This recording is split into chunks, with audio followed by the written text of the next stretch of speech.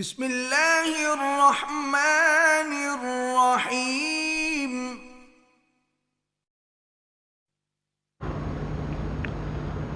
حضور فیض عالم کی محبت میں آپ ایک دفعہ سبحان اللہ کہیں، ایک دفعہ اور کہہ لیں سبحان اللہ۔ یہ سبحان اللہ میں نے آپ کو کیوں کہلوایا اور ہم داتا داتا کیوں کرتے ہیں، اس کا جواب قرآن مجید فرقان حمید کی آیت کے اندر موجود ہے۔ اللہ فرماتا ہے تم میرا ذکر کرو میں تمہارا ذکر کروں گا، فاذکرونی اذکرکم، کچھ بولو قرآن ہے، فاذکرونی اذکرکم، تم میرا ذکر کرو میں تمہارا ذکر کروں گا۔ حضور بابا فرید الدین گنج شکر رحمۃ اللہ تعالی علیہ، آپ کے مزار پر انوار پر جائیں تو وہاں ایک نعرہ مستانہ لگتا ہے، اللہ محمد چار یار حاجی خواجہ کتب فرید دب کیا کھو حق فرید اور چیا کو حق فرید، ایک باری ہو رکھو حق فرید، تو یہ نعرہ وہاں پہ لگتا ہے۔ اب جو نام ماننے والے ہیں وہ کہتے ہیں کہ یہاں اللہ کا ذکر ہونا چاہیے، تم یہاں آ کر فرید فرید کرتے رہتے ہو۔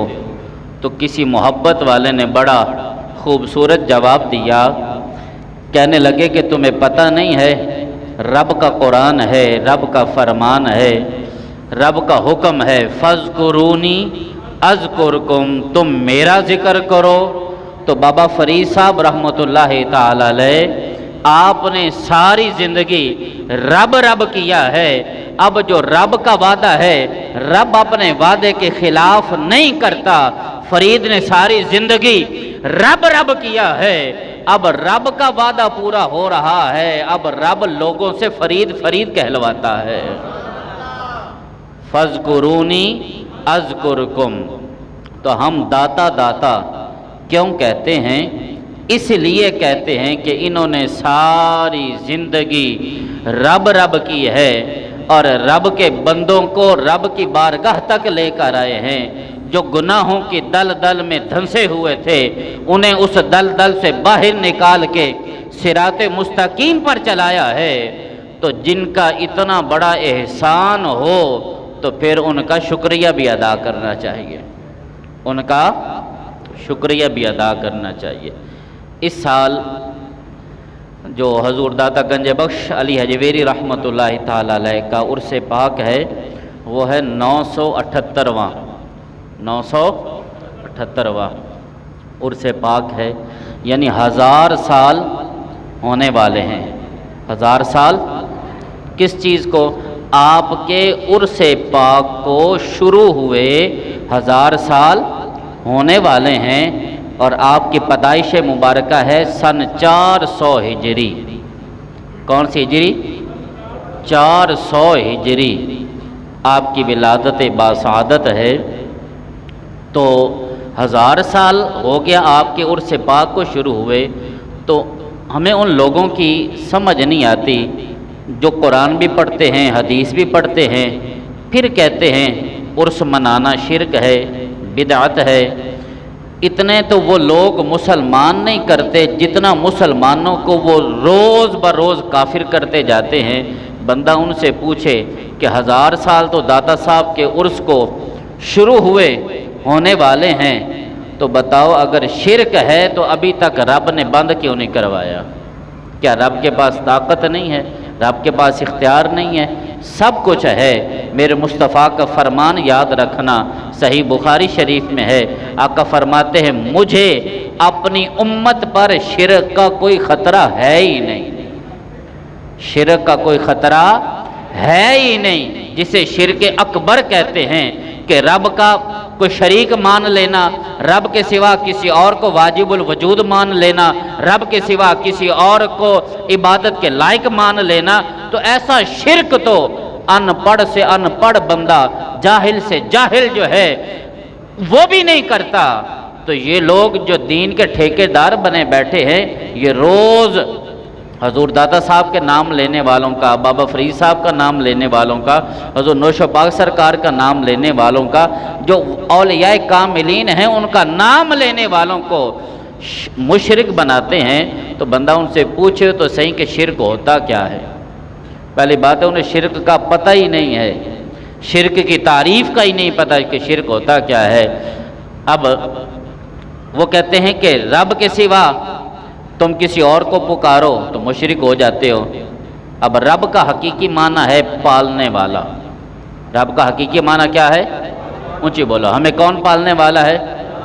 تو جب آپ سے پوچھا جائے آپ کو کس نے پالا ہے تو آپ کئی دفعہ کہہ دیتے ہمیں ہمارے ماں باپ نے پالا ہے۔ کہتے کہ نہیں کہتے؟ جی بولے نا، کہتے نا ہمیں ہمارے ماں باپ نے پالا ہے، اور ہم انہیں بھی رب مان رہے ہیں، اللہ وحدہ لا شریک کو بھی رب مان رہے ہیں۔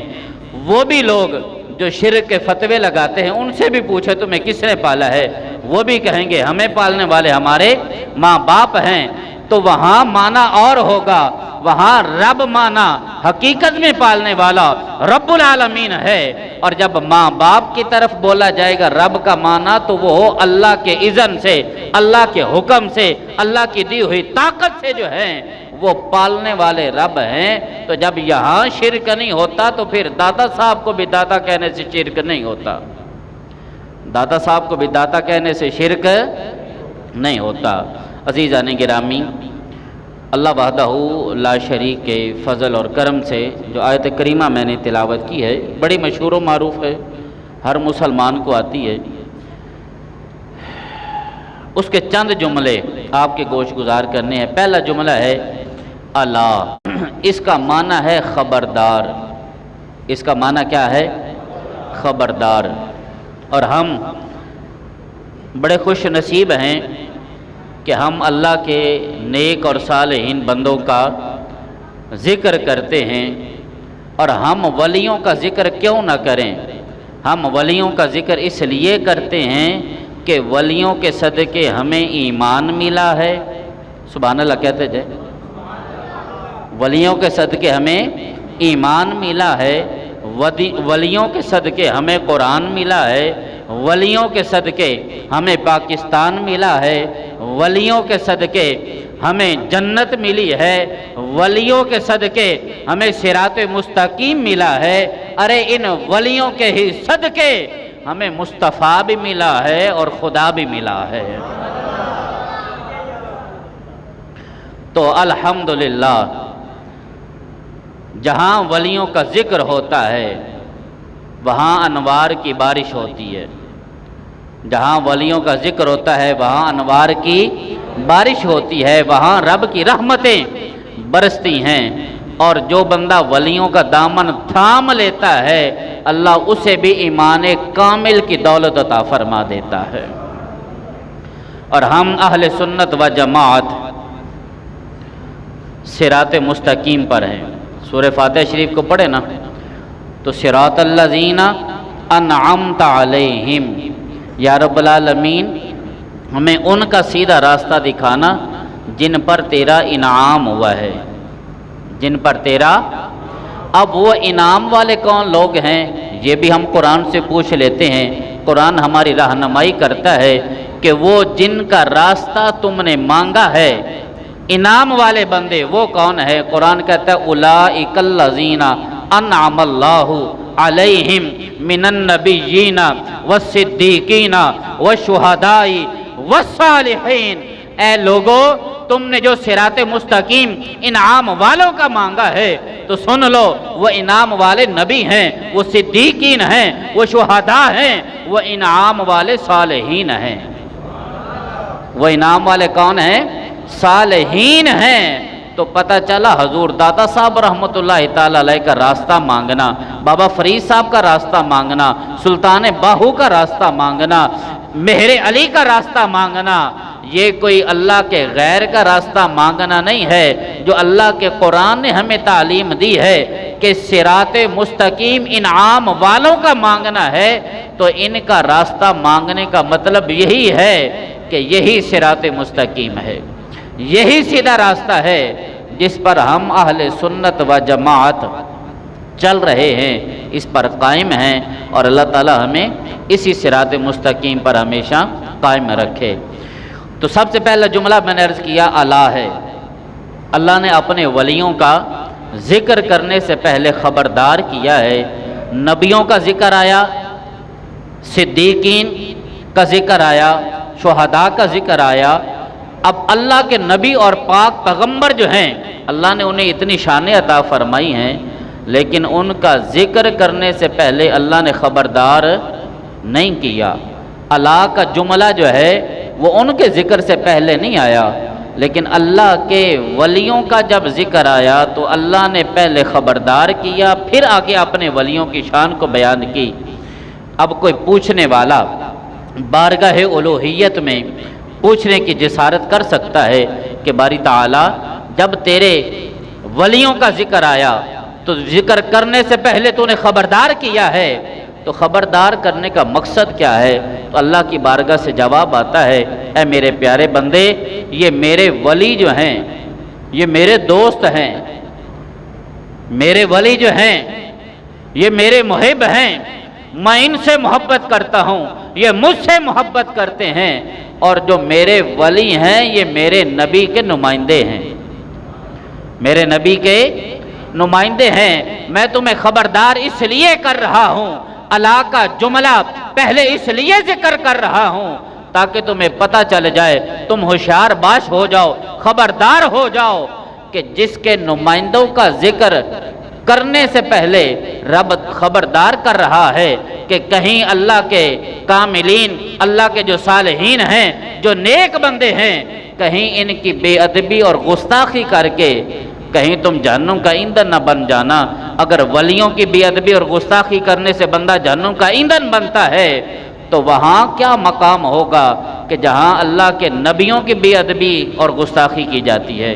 تو اللہ نے فرمایا جب نمائندوں کا یہ مقام ہے کہ ان کی بے ادبی اور گستاخی کرنے کی اجازت نہیں ہے، تو پھر جن نبیوں کے یہ نمائندے ہیں ان کی بھی بے ادبی اور گستاخی کرنے کی اجازت نہیں ہے۔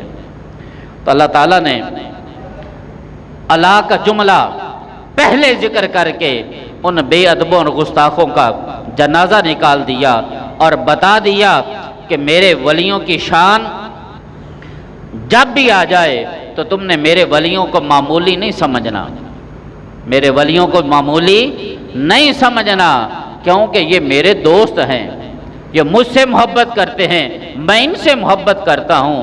اور حقیقت بات ہے کہ اگر اللہ کے ولیوں کی شان پوچھنی ہے تو کسی ایرے غیرے نتو خیرے سے نہ پوچھیں، رب سے پوچھیں یا رب کے قرآن سے پوچھیں۔ رب کا قرآن بتائے گا کہ اللہ کے ولیوں کی شان کیا ہے، رب نے انہیں مقام کیا عطا فرمایا ہے۔ حدیث قدسی بخاری شریف کے اندر اللہ فرماتا ہے جو کوئی بندہ میرے ولیوں سے دشمنی کرتا ہے، ان کی بے ادبی اور گستاخی کرتا ہے، ان سے حسد رکھتا ہے، ان سے بغض رکھتا ہے، تو سن لو اس دشمنی رکھنے والے سے میں رب اعلان جنگ کر رہا ہوں۔ اب کون بے وقوف ہے ایسا کہ جو رب سے ٹکر لے، جو رب کے ساتھ جنگ کرے؟ تو ایسی تو کسی کے پاس طاقت نہیں ہے۔ ہاں بے وقوفی ضرور ہے، جہالت اس کے پاس ضرور ہے کہ وہ اللہ کے ولیوں کی بے ادبی اور گستاخی کر کے اللہ سے ٹکر لے رہا ہے، تو معاذ اللہ ایسا کوئی بھی کر سکتا نہیں ہے۔ تو رب العالمین نے ارشاد فرمایا ولی کہتے ہی اس کو ہیں جو محبت والا ہے۔ ولی کہتے کس کو ہیں؟ جو کچھ بولو، ولی کس کو کہتے ہیں؟ جو محبت والا ہے، ولایت محبت سے ہے، اور ولی کہتے ہی اسے ہیں جو خدا سے محبت کرتا ہے، جو خدا سے محبت کرتا ہے۔ اور جو بندے گناہوں کی وجہ سے، اپنی بدبختیوں کی وجہ سے اللہ سے دور ہو گئے ہیں، ان گناہگار بندوں کو توبہ کروا کے اللہ کی بارگاہ تک جو پہنچا دیتا ہے اسے اللہ کا ولی کہتے ہیں، اسے اللہ کا ولی کہتے ہیں۔ اب دیکھیے خواجہ خواجگان ہند الولی حضرت خواجہ معین الدین چشتی اجمیری رحمۃ اللہ تعالی علیہ، آپ کے بارے میں یہ حقیقت مشہور ہے کہ آپ نے 90 لاکھ ہندوؤں کو کلمہ پڑھایا، 90 لاکھ کو کلمہ پڑھایا ہے۔ تو جس داتا کے قدموں میں بیٹھ کے 90 لاکھ ہندوؤں کو کلمہ پڑھانے والا معین الدین بن سکتا ہے، تو جس کے قدموں میں بیٹھ کے انہوں نے اتنا فیض حاصل کیا ہے، اس داتا نے کتنوں کو کلمہ پڑھایا ہوگا۔ اب شرک اور گستاخی اور بے ادبی جو کرنے والے لوگ ہیں، ان کو ولیوں کے مقام کی سمجھ ہی نہیں ہے، انہیں پتہ ہی نہیں ہے کہ رب نے انہیں کیا کیا شان عطا فرمائی ہیں، کیا مقام عطا فرمایا ہے۔ یہ حقیقت میں وہ لوگ ہیں۔ مجھے بتائیے ہندوستان میں کوئی نبی آیا ہے؟ جی تاریخ پڑھ کے دیکھ لیں، قصص الانبیاء پڑھ کے دیکھ لیں، ہندوستان میں کوئی بھی نبی نہیں آیا۔ ہندوستان کے اندر جتنا بھی اسلام پھیلا ہے وہ سارے کا سارا اللہ کے ولیوں نے پھیلایا ہے، اور جتنے اللہ کے ولی ہیں بیشتر زیادہ تر جو ہیں وہ سید ہیں۔ داتا صاحب سید ہیں، اچیا کو سبحان اللہ۔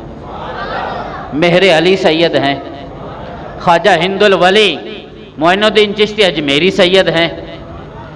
تو یہ وہی نسل پاک جو حضرت امام زین العابدین سے چلی ہے، کربلا کے اس شہزادے سے چلی ہے، یہ وہی فیضان آگے قیامت تک اللہ کے جو سچے اور کاملین ہیں ان کا صدقہ آگے یہی فیضان جاری رہے گا۔ تو اب بھی جنہیں سمجھ نہیں آتی کہ دادا صاحب دے کچھ نہیں سکتے، کر کچھ نہیں سکتے، ان کے ہاتھ پر نا انگلینڈ میں ایک بندہ مسلمان ہو گیا، اور وہ بھی ان کے ساتھ بستر اور لوٹے اٹھا کے پھرتا رہا۔ اس نے ان سے ایک سوال کیا کہ میرا ایک سوال ہے کہ تمہارا جو قرآن ہے اس قرآن میں لکھا ہے کہ حضرت سلیمان علیہ السلام نے اپنے بھرے دربار میں اعلان کیا تھا کہ ملکہ بلقیس کا تخت جو ہے اتنی زیادہ کوٹھڑیوں میں بند ہے اور اتنا زیادہ وزنی ہے، اسے کون اٹھا کر لائے گا؟ تو قال عفریت من الجن انا آتیک بہ قبل ان یرتد الیک طرفک۔ تمہارا قرآن کہتا ہے کہ ایک جن کھڑا ہوا جو بڑا طاقتور تھا، جو سب سے بڑا تھا، اس نے کہا حضور میں لے کر آؤں گا۔ تو حضرت سلیمان علیہ السلام نے فرمایا کتنی دیر میں؟ کہنے لگا آپ کی عدالت برخاست ہونے سے پہلے۔ اب عدالت تو صبح لگتی تھی، شام تک لگی رہتی تھی، تو آپ نے فرمایا نہیں، مجھے اس سے جلدی چاہیے، مجھے اس سے بھی جلدی چاہیے۔ پھر اللہ کا ایک ولی کھڑا ہوا، آصف بن برخیہ کھڑا ہوا، اور آپ نے عرض کی حضور ملکہ بلقیس کا تخت اگر آپ کہیں، یہاں ایک نکتہ ہے، جن نے کہا تھا میں لے کر آؤں گا، اللہ کا ولی جب کھڑا ہوا اس نے عرض کیا اللہ کے نبی سے حضور اگر آپ کہیں، حضور اگر، اس نے اپنا نہیں کہا، میں کہا حضور اگر آپ کہیں تو میں آپ کی آنکھ جھپکنے سے پہلے لا سکتا ہوں۔ اب اس نیو مسلم نے ان سے سوال کیا کہ مجھے یہ بتاؤ کہ وہ اللہ کا ولی ملکہ بلقیس کا تخت اتنا وزنی کیسے لے کر آیا؟ اور حضرت سلیمان علیہ السلام نے ابھی آنکھ بھی نہیں جھپکی، بتاؤ وہ کس طاقت سے لے کر آیا؟ وہ اگر مگر کر دیں انہیں جواب کوئی نہ آئے، جو اللہ کے ولیوں کے بے ادب اور گستاخ ہیں اس کا جواب انہیں آ بھی نہیں سکتا، اس کا جواب انہیں، اب قرآن ہے، یا قرآن کا انکار کرو یا ولیوں کی شان کا انکار کرو۔ اب نہ تو وہ قرآن کا انکار کر سکتے ہیں نہ اللہ کے ولیوں کی شان کا انکار کر سکتے ہیں۔ اب وہ بندہ اس کو وہاں انگلینڈ سے لے کر پاکستان آئے، لاہور کی اس کو سیر کرواتے رہے، کبھی کہاں لے جائیں کبھی کہاں لے جائیں۔ اس نے کہا یار وہ سوال ہے کہ میں نے پوچھا تھا کہ آصف بن برخیہ سلیمان علیہ السلام کے پاس بیٹھنے والا بندہ جو ہے وہ ملکہ بلقیس کا تخت کیسے لے کر آیا، تم نے ابھی تک مجھے جواب نہیں دیا۔ تو ایک دفعہ اس کو سیر کروانے کے لیے مینار پاکستان کی وہ لے کر جا رہے تھے، تو راستے میں جب اس کی نظر پڑی نا سبز گنبد پہ، میں نے جب درس نظامی کے تیسرے سال کے پیپر دیے تھے نا، تو ہمارا جو سینٹر بنا تھا پیپر دینے کا وہ دادا صاحب کے نیچے جو سما ہال ہے وہاں پہ بنا تھا۔ تو رات کو عشاء کی نماز پڑھ کے ہم اوپر تہہ خانے کی جو دیوار ہے نا مسجد کے سامنے جو سیڑھیاں نیچے اترتی ہیں وہاں بیٹھ جاتے تھے اور منہ ہم دادا صاحب کی طرف کر لیتے تھے۔ تو رات کا جو منظر ہے وہ اتنا دیدنی ہوتا تھا کہ دادا صاحب کا دربار دیکھ کے گنبد خضرا یاد آ جاتا تھا۔ اور حضور علیہ السلام نے اللہ کے ولیوں کی شان بھی یہ بیان کی ہے کہ جسے دیکھ کر، اونچی بولے، جسے دیکھ کر رب یاد آ جائے وہ اللہ کا ولی ہوتا ہے۔ تو جس داتا کا مزار دیکھ کے گنبد خضرا نظر آ جائے وہ کتنا بڑا ولی ہے۔ تو یہ اللہ کے سچے ولی ہیں کہ جن کا مزار دیکھنے سے بھی گنبد خضرا کے مکین کی یاد آ جائے۔ اب وہ